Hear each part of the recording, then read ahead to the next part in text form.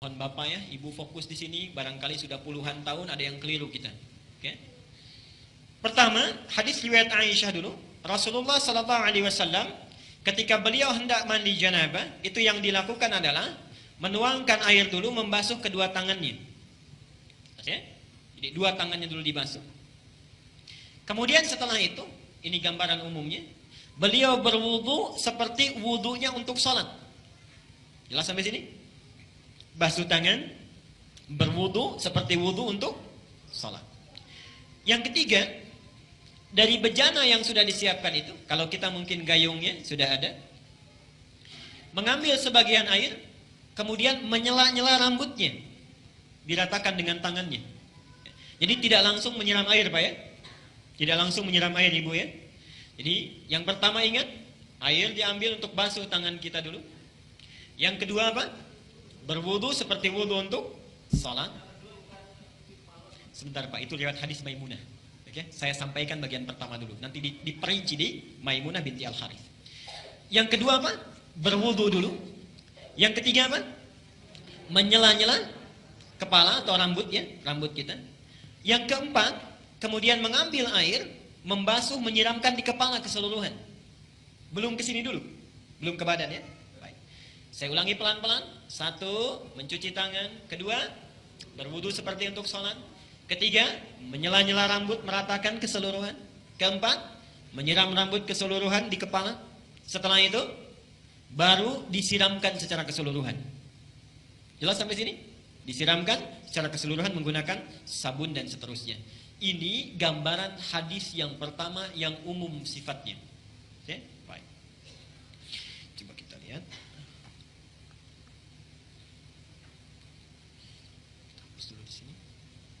Sekarang kita lihat bagian yang kedua. Ini riwayat siapa tadi? Aisyah radhiyallahu anha.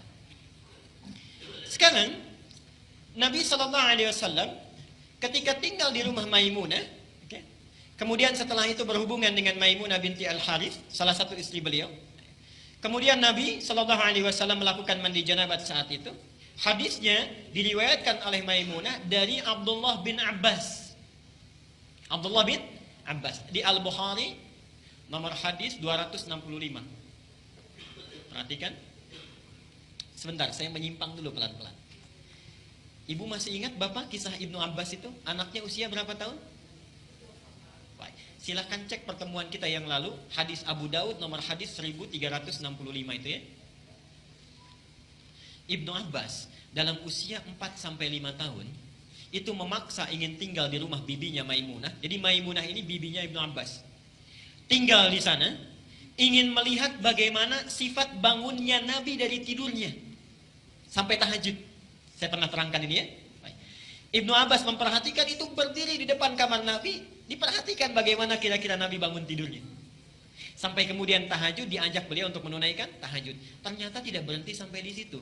Kelak kemudian hari, Ibnu Abbas ini karena sungkan bertanya kepada Aisyah kan, kalau Maimunah itu bibinya, bertanya kepada Maimunah bagaimana caranya Nabi SAW bermandi janabah.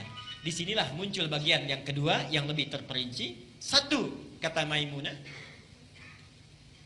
Nabi SAW bila hendak beliau bermandi janabah, perhatikan, satu, mengambil air dengan tangannya. Lalu kemudian mencuci kemaluannya dengan tangan kirinya. Nah, kalau Bapak tadi sampaikan, kalau ingin cari referensinya, itu bukan riwayat yang Aisyah, tapi riwayat Maimunah binti Al-Harith. Ini bagian yang pertama. Yang kedua, hampir mirip dengan yang tadi, menyela-nyela bagian rambutnya. Bagi perempuan, ada dua cara. Boleh diikat, dikepang, karena Maimunah itu juga pernah diikat, dikepang. Langsung bertanya pada Rasulullah, ya Rasulullah, apakah saat mandi perlu aku uraikan rambutku? Kata Rasulullah, tidak perlu, cukup kamu guyur semuanya itu, dan bila telah merata sah mandimu. Jelas ya? Baik. Kemudian setelah diratakan, lebih baik kemudian bisa diuraikan. Setelah itu selesai, kemudian diguyur, selesai sampai sini, baru kemudian berwudu seperti wudu layaknya sholat. Tapi kaki belum dibasuh. Kaki belum dibasuh. Saya ulangi. Ambil air, basuh kemaluan dengan tangan apa? Kiri. Setelah itu menyela-nyela kepala. Setelah itu ambil air, kan? Basuh, baik siram, berwudu seperti layaknya wudu, akan sholat, tapi kaki kita belum dibasuh. Jadi cuma sampai telinga ya. Baik. Setelah itu siramkan secara keseluruhan, terakhir setelah selesai baru cuci kaki. Jelas sampai sini?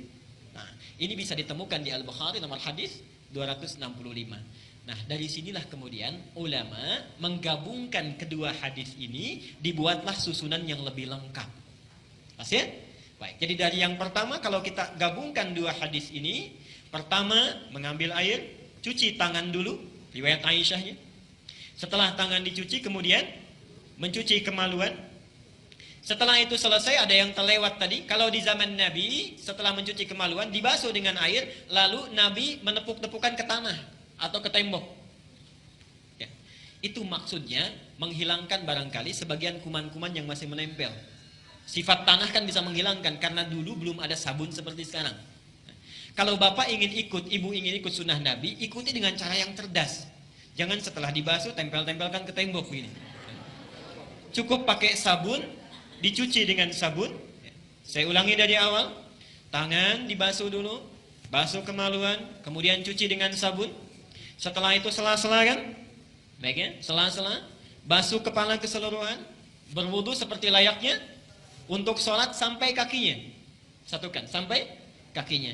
Baru setelah itu dibasuh secara keseluruhan, mandi dengan rapi. Kalau sudah dilakukan tidak perlu wudu lagi. Ya, tidak perlu wudu lagi. Ada sahabat bertanya, ya Rasulullah, apakah saya perlu setelah mandi janabat itu berwudu kembali? Kata Nabi, harus seperti mandi apa lagi untuk membersihkan? Bahasanya metafor, harus seperti mandi apa lagi? Artinya setelah mandi tidak perlu wudu lagi. Jelas sampai sini? Baik.